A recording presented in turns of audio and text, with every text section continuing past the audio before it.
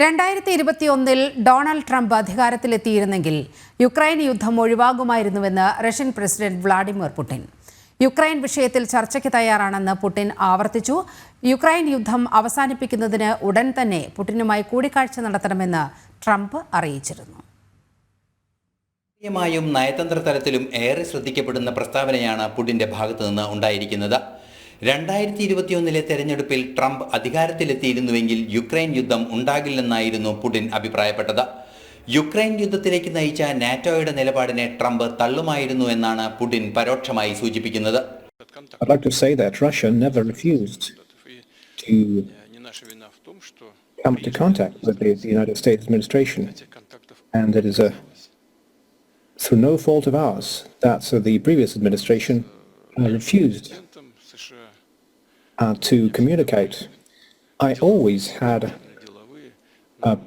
business-like relations with the previous US president that were very business-like and pragmatic, but there was trust as well. Now, if he had been the president, if the victory wasn't stolen from him in 2020, maybe the Ukrainian crisis that arose in 2022 would have never appeared.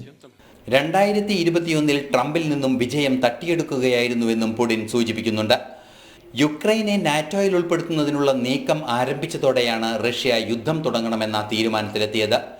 Ukraine നിയന്ത്രണത്തിലുള്ള 2 Russian പ്രവിശ്യകൾ സംബന്ധിച്ച് അന്തിമ തീരുമാനമുണ്ടാകണമെന്നായിരുന്നു ആവശ്യം.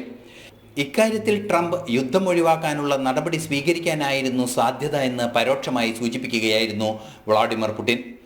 Biden ഭരണകൂടം യുക്രൈനെ വൻതോതിൽ സഹായിക്കുന്ന നിലപാടാണ് സ്വീകരിച്ചത്. Biden ഭരണകൂടത്തോടുള്ള എതിർപ്പ് പുടിൻ വീണ്ടും ആവർത്തിക്കുകയാണ്. വൻതോതിലുള്ള രാഷ്ട്രീയ നയതന്ത്ര ചർച്ചകളിലേക്ക് നീളുന്ന പ്രസ്താവനയാണ് പുടിന്റെ ഭാഗത്തു നിന്നും ഉണ്ടായിരിക്കുന്നത്. ഇന്റർനാഷണൽ ഡെസ്ക്, ജനം.